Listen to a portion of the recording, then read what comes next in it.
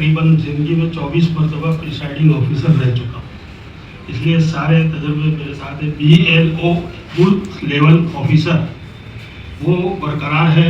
आपने पिछले इलेक्शन में भी जो आपके फॉर्म भरे गए, जो आपको चिट्ठी घर आकर दे गया या वहाँ वोटिंग देने गए तो जो चिट्ठी चेक की सबसे पहले बाहर बैठकर टिपाई पर, उसको बूथ लेवल ऑफिसर कहते हैं।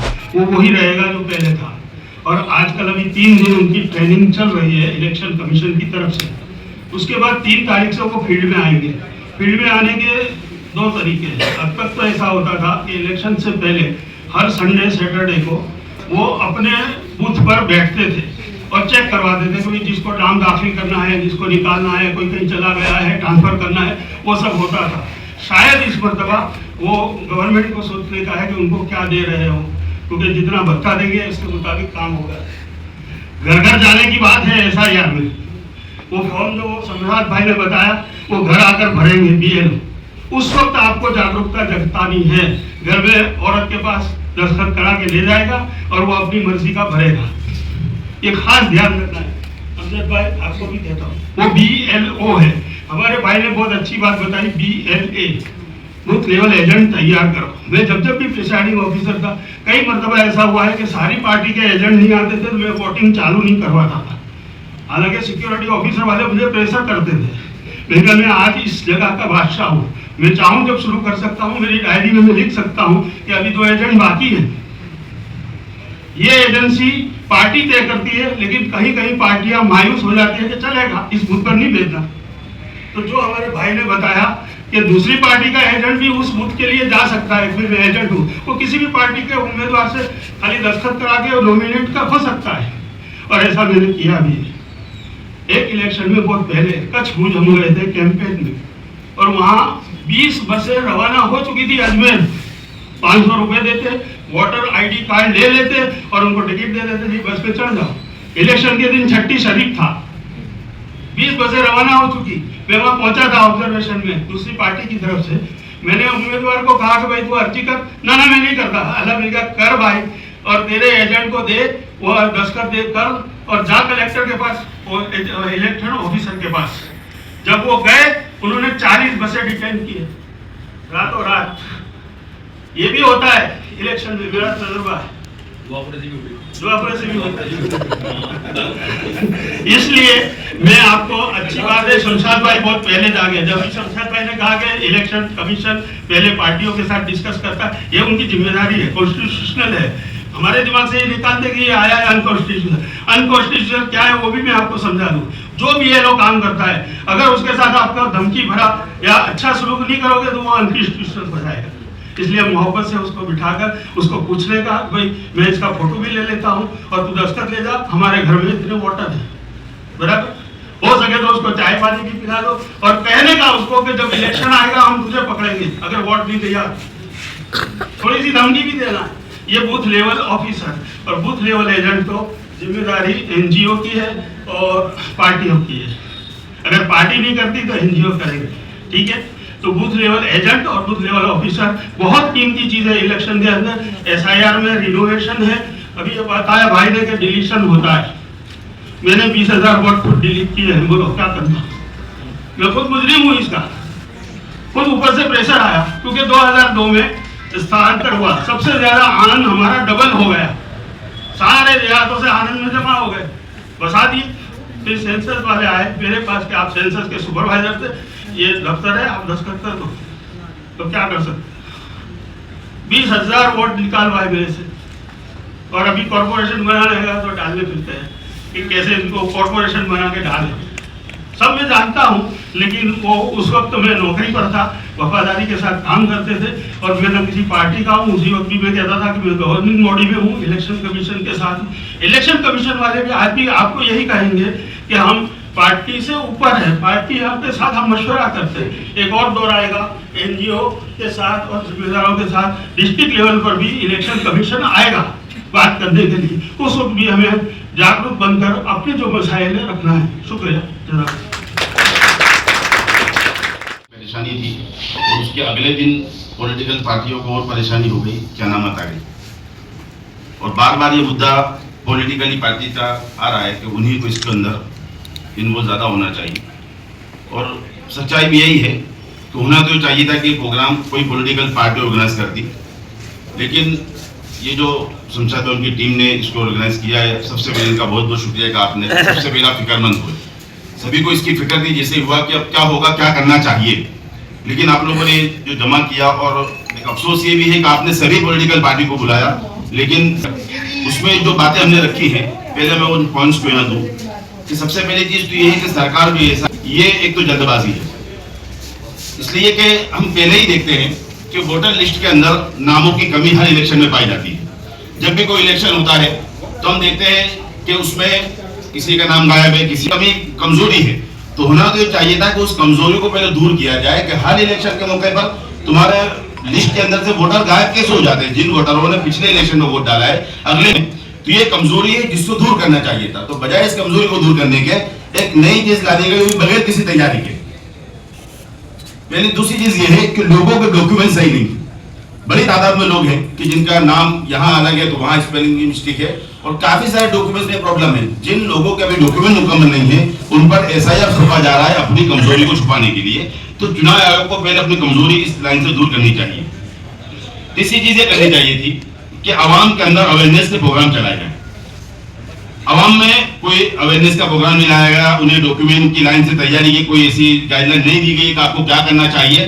फौरन बस एक डिसीजन इतनी जल्दबाजी में लिया गया कि गोया सरकार अपने मातहत रहने वाले नागरिकों और हालात से नावाकिफ है, उनको पता ही नहीं कि हमारे नागरिकों के डॉक्यूमेंट की क्या हालत है। जैसा कि बताया कि कई लोग जो भाड़े का मकान में ले रहे हैं, किराए से ले रहे हैं, जिनके कोई घर नहीं है, वो डॉक्यूमेंट का क्या करेंगे। तो ये बहुत बड़ा सवाल है, निशान है चुनाव आयोग पर जो एसआईआर के लिए जो सरकार ने दिया है।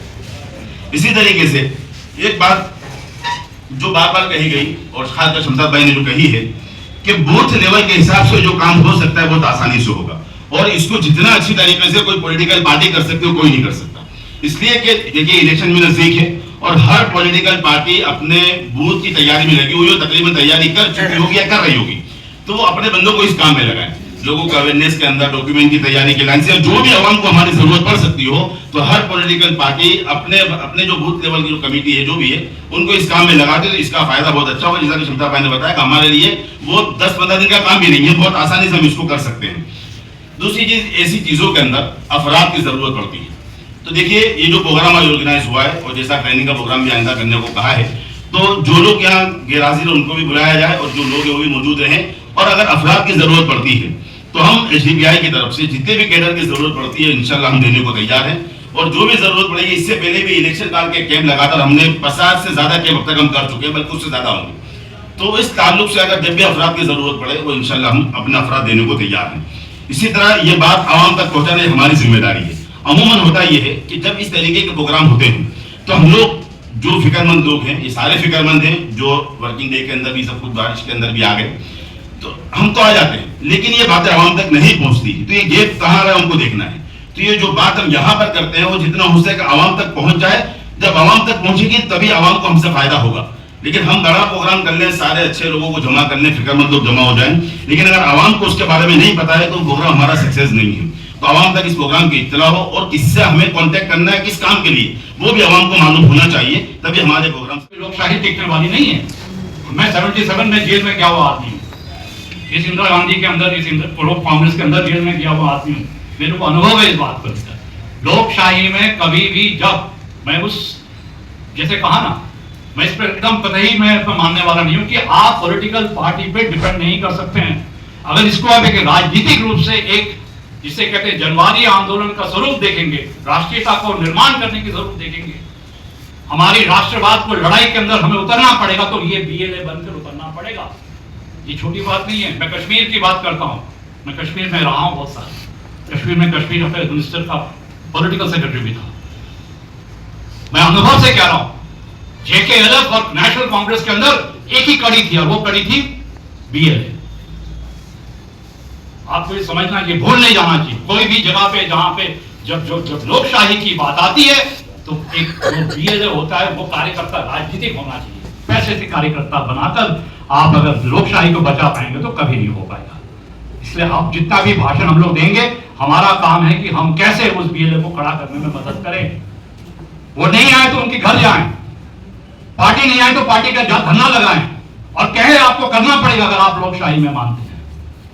इस जज्बाती से अगर हम इसको नहीं उठाएंगे तो हम भी उन करारों में आ जाएंगे जो खाली कहते हैं कि चीज को। तो मेरा मानना है कि ये कोई छोटी बात नहीं है, ये हमारे पूरे राष्ट्र निर्माण के जिसे कहते हैं नींव को बदलने की ये राजनीति है। और ये आरएसएस की सोच है कि किसी ना किसी तरीके से इस देश का जो एक हिस्सा है उसी को ताकत मिले और दूसरा हिस्सा है उसको जितना वंचित हो सकता है वंचित करें, और बहुत सारे तरीके आएंगे। इसलिए इसको केवल वोट के राजनीति से नहीं, एक बीएलए एक राजनीतिक कार्यकर्ता बनना चाहिए। कांग्रेस कभी ये राजनीतिक कार्यकर्ता बना नहीं पाएगी और लोग भी इसको बनाने में असमर्थ रहेंगे। पर नागरिक समाज को अगर लोकशाही चाहिए होगा तो नागरिक समाज को बीएलए बनना पड़ेगा। और अगर बीएलए बनाने की कोशिश में हम सब लगे तो मेरा मानना है जितने हद तक हम बचा सकते हैं अपने। और इससे क्या होगा, मैं उदाहरण बता रहा हूं, इसलिए आप जितना भी जो लोग आपको क्या आप लोग जब जितने लोग हैं सियासी लोग हैं, मैं ये मान के चलता हूं आप बदलाव चाहते हैं। मैंने कहा ना, जेकेएलएफ का बीएलए नेशनल कांग्रेस का कार्यकर्ता बना था। जम्मू कश्मीर यासीन मलिक का जो साथी लोग थे जिन्होंने जद्दोजहद करके वहां पे अपने कश्मीर की बात को रखी थी, वही लोगों के मैं जानता हूं क्योंकि उन लोगों को मैं पहचानता हूं, जानता हूं, मैंने उनके कार्यकर्ता को देखा है। इसीलिए बीएलए बनना अपने आप में जब एक राजनीतिक संकट हो जाता है तो अपने आप में बहुत महत्वपूर्ण बनता है। आज हमारे गुजरात में वो राजनीतिक संकट है, इसलिए बीएलए को केवल पार्टियों के ऊपर डिपेंड नहीं करें, हम कैसे कर सकते हैं इसकी जवाबदारी हमको लेना चाहिए और इसमें हम लोग सब मिलकर कर सकते हैं। तो मैं समझता हूँ जो शमशाद ने यहाँ पे अगुवाई ली है वो बहुत महत्वपूर्ण है, इसको आगे ले जाएं और इसमें आपकी जो भी मदद हो। हमारे कार्यकर्ता जितने हैं, मैंने तो ऑलरेडी हमारे यूनियन के लोगों को कहा है कि कहाँ फॉर्म भर सकते हैं हम लोग देखें, पर और साथ ही सभी लोगों को बोलना चाहिए कि ये एक राजनीतिक जुम्मेश बन जाना चाहिए। मैं नहीं मानता हूं, आपने कहा 1 लाख लोग हैं अभी भी एनजीओ के लोग, राजनीति नहीं करें, वोटर अवेयरनेस की बात करते हैं, ऊपर से फंडिंग लाते हैं, मगर जब वोटर अवेयरनेस सबसे बड़ी बात आ गई है, जब बीएलए बनना हमारे कर्तव्य बन गया तब वो लोग नहीं करेंगे तो क्या एनजीओ करेंगे। इसलिए आज को आपको खुलेआम कहना पड़ेगा इस बात को लेकर, तभी राजनीति होगी कि आप अगर एनजीओ बनते हैं तो आप राजनीति मत करिए, मगर वोटर को लाने का काम तो आपको करना चाहिए। ये मत भूल जाइए कि जब लास्ट टाइम ट्रंप को हराया गया था तो डेमोक्रेटिक पार्टी ने नहीं हराया था अमेरिका में, वहां के लोगों ने वोटर अवेयरनेस करके, वोटर जिसे कहते हैं हर लोग, उन्होंने कहा था, ऐलान दिया था कि जो लोग जब जो लोकशाही में मानते हैं उनको इलेक्शन के एजेंट बनना पड़ेगा। और इसीलिए उन लोगों ने ट्रंप को हराने में पिछले बार कामयाब रहे थे। मैं उस अनुभव से कह रहा हूं कि ये लड़ाई पार्टियों की नहीं है, केवल पार्टियों की है ही, आप जो पार्टी के लोग हैं वो करेंगे, यहाँ पे एसयूसीआई के लोग भी हैं वो लोग भी करेंगे, मगर जो मुद्दा है कि ये एक हमारी लोकशाही आंदोलन का और एक इम्पोर्टेंट पार्ट का हिस्सा होना चाहिए, उस हिसाब से हम देखें तो मैं समझता हूँ हम लोग आगे बढ़ें। धन्यवाद। चैनल के माध्यम से ये कहा था कि ये सरकार ने 2014 से ही सबको काम में लगा दिया है, कहीं ना कहीं बिजी रखा है, ये कह सकते हैं। इसी मुद्दे को लेकर पॉलिटिकल लोग तो ठीक है, लेकिन सामाजिक संस्था भी इसी काम में लगी, कैसे देखते हो अब एसआईआर को लेकर? हाँ, ये गुमराह करने का तरीका बोल सकते हैं, थकाने का तरीका बोल सकते हैं, पर इससे हमारी खुद की भी जिम्मेदारी थोड़ा और बढ़ जाती है कि थकने से ज़्यादा इंटेंशन को समझ के हमारी क्या जिम्मेदारी है उसको हम देखें। जैसे कि मैंने एसआईआर के लिए भी कहा था कि इलेक्शन कमीशन से जिम्मेदारी छीन के हमारे कंधों पे डाल दिया गया है, तो ये भी बात हो रही थी, कोई बोल रहा था कि राजनीतिक पार्टी की जिम्मेदारी ज़्यादा है इसमें, कोई बोल रहा था कि हम उन पे भी रिलाई नहीं कर सकते। तो मैं दोनों ही चीज़ों से सहमत हूँ कि हमें उम्मीद भले हम रखें राजनीतिक पार्टियों से, पर अल्टीमेटली हमको जिम्मेदारी तो अपने हाथों में ही लेनी पड़ेगी, क्योंकि हर नागरिक अपने आप को एक इंडिविजुअल की तरह देखेगा, अपने आसपास के नागरिकों को अपने समाज की तरह देखेगा, और ही लोकतंत्र पूरे देश का होता है ना। और जब तक कुछ का है बाकियों का नहीं है तो किसी का भी नहीं है, ये एक कलेक्टिव रिस्पॉन्सिबिलिटी है, तो हमको उसको समझना पड़ेगा।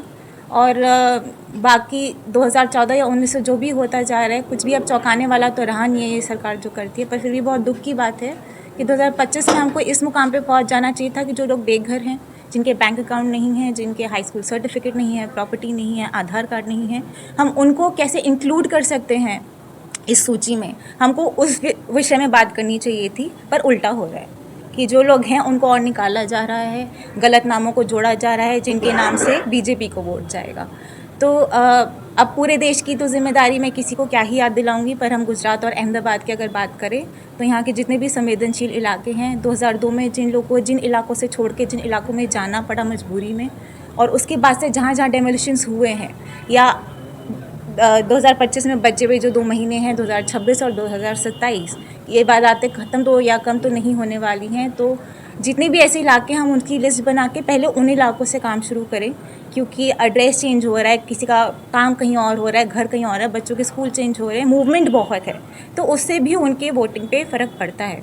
तो इन इलाकों के लोगों की मदद करना सबसे पहला स्टेप होना चाहिए, मुझे ऐसा लगता है, जिसके लिए हम सब मिलकर काम कर सकते हैं। और भी जो बदलाव हुए हैं, जैसे कि एक नया बदलाव है जिससे बहुत फ़ायदा तो नहीं होगा, पर हमको उसके बारे में जागरूक रहना पड़ेगा कि अब जैसे जो प्रवासी मज़दूर होते हैं उनमें अब ये उन्होंने एक छोटी सी रिलीफ दी है कि उनके परिवार का कोई और सदस्य उनके लिए हस्ताक्षर कर सकता है। पर अब ये भी है कि जो पूरा ही परिवार चला गया तो घर में कोई होगा नहीं वो हस्ताक्षर करने के लिए, पर जिनके परिवार के कुछ लोग बचे हैं उस घर में वो हस्ताक्षर करने के लिए वो ये बात की जानकारी रखते हों ताकि वो उसका फ़ायदा उठा पाएँ।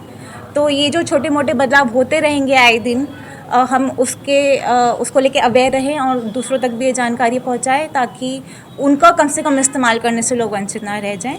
और हाँ, खुद भी जो हो सकता है करें, अपने नाम चेक करें, अपने आसपास के लोगों के नाम चेक करें, जो खुद नहीं कर सकते इसका पूरा प्रोसेस हम उनकी मदद करें, फिर चाहे वो आम नागरिक हो, वो कोई सिविल सोसाइटी के लोग हों, वो राजनीति से जुड़े लोग हों या आप जैसे लोग हों जो लोगों तक और बात पहुंचाते हैं। ठीक है, बहुत बहुत शुक्रिया।